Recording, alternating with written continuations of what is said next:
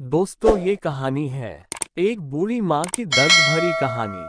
3 साल हो चुके थे बेटे को अपना घर छोड़कर विदेश में बसे हुए। इन 3 सालों में बूढ़ी माँ और ज्यादा बूढ़ी हो गई थी।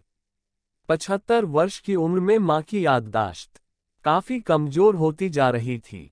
उन्हें रोजमर्रा की चीजें याद ना रहती, लेकिन जो उन्हें हमेशा याद रहता वह था उनका बेटा। दिन हो या रात, एक पल भी ऐसा ना होता जब उन्हें अपने बेटे की याद ना आती। दूसरी तरफ बेटा था जो साल भर में 1 या 2 बार अपने माँ को फोन कर लिया करता और 1-2 मिनट से ज्यादा बातें भी नहीं करता था। फिर भी यह बूढ़ी माँ टकटकी लगाए अपने बेटे का इंतजार करती रहती थी। एक दिन बेटे का विदेश से फोन आया। हेलो माँ, सुन रही हो ना माँ? अनिल बोल रहा हूँ, तुम्हारा बेटा। कैसी हो माँ? तो माँ बोली, मैं ठीक हूँ बेटा। तुम बहू और मेरा पोता कैसा है? माँ ने पूछा। बेटे ने जवाब दिया, सब अच्छे हैं माँ। मैं अगले हफ्ते गांव आ रहा हूँ तुम्हें लेने। अब हम सब साथ में ही लंदन में रहेंगे। तुम्हारी बहू कह रही थी माँ को यहाँ पर लेकर आओ। बेचारी अकेली वहाँ परेशान होती होगी। बेटे ने कहा। माँ की बूढ़ी सूखी आंखें आंसुओं से भीग गई। उसके कमजोर शरीर के नस नस में खुशी की लहर दौड़ गई। बेटे और बहू का अपने प्रति प्रेम देखकर माँ का मन खुशी से भर आया। बेटे ने आगे कहा, माँ तैयार रहना। मुझे ज्यादा दिन छुट्टियां नहीं है। जिससे जितने पैसे लेने हैं लेकर रखना। तब तक मैं प्रॉपर्टी डीलर से बात कर लेता हूँ घर के लिए। तब माँ ने पूछा, घर के लिए? तो बेटे ने कहा, हाँ माँ, गांव का घर हमें बेच देना पड़ेगा। अब हम साथ में ही रहने वाले हैं, तो वहां पर घर रखने का कोई मतलब नहीं है। बुढ़ापे की वजह से ठीक से चलने में असक्षम माँ ने पूरे मोहल्ले में घूम घूम कर अपनी इस खुशखबरी को सबको सुनाया। सभी को खुशी हुई, सबको लगा माँ जी के आखिरी दिन अपने परिवार के साथ खुशी से बीत जाएंगे। घर वापस आकर माँ ने अपने घर के कोने कोने को ऐसे देखा जैसे वह अपने दूसरे बेटे को देख रही हो। देखे भी क्यों ना, उस घर को अपने बेटे से कम थोड़ी समझा था। अपने पति के साथ 40 साल यही तो बिताए थे, लेकिन अब मजबूर थी बुढ़ापे के आखिरी साल बेटे और बहू के साथ बिताना चाहती थी। दिल पर पत्थर रखकर घर बेचने के लिए माँ तैयार हो गई। आनन फानन में बेटे ने घर को आधे दामों पर बेच दिया।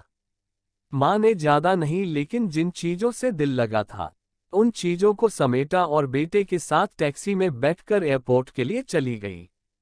एयरपोर्ट पर आकर बेटे ने माँ से कहा, माँ तुम यहाँ बेंच पर बैठो, मैं सामान और बोर्डिंग पास की जांच करा कर आता हूँ।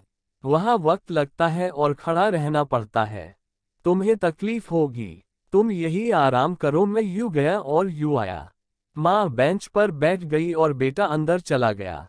काफी समय हो गया बेटा वापस नहीं लौटा। माँ सोचने लगी, ज्यादा भीड़ होगी इसलिए देर लग रही होगी। अंधेरा होने को आया, अब तो लोगों की चहलकदमी भी कम होने लगी।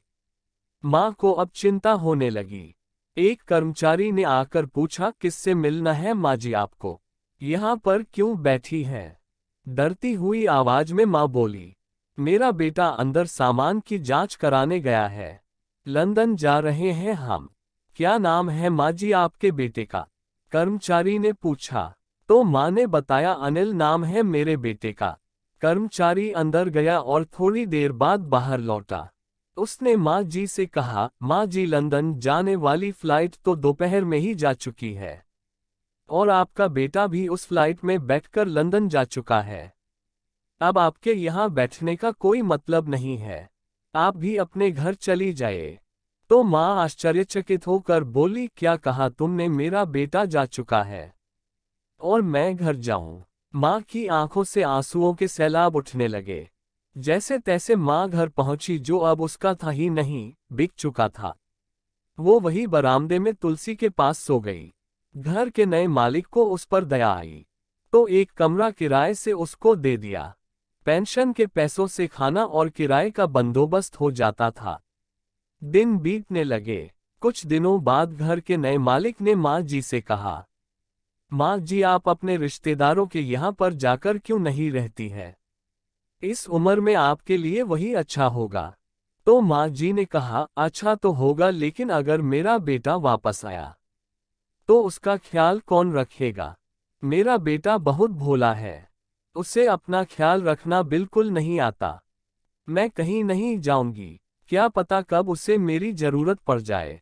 माँ ने कहा। दोस्तों, सच बता रहा हूँ, माँ की ऐसी बातें सुनकर मेरी आंखों में आंसू आ गए।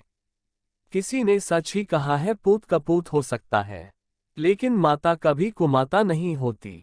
दोस्तों, आप सभी से हाथ जोड़कर विनती करता हूँ, अपने माता पिता की जितनी हो सके सेवा करना। उनके साथ कभी बुरा बर्ताव मत करना। दोस्तों, आपको इस कहानी से क्या सीख मिली, हमें कमेंट करके बताएं।